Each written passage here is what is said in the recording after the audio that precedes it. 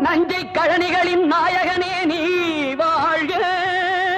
நடனமிடும் காவேரி காவலனே நீ வாழ்க.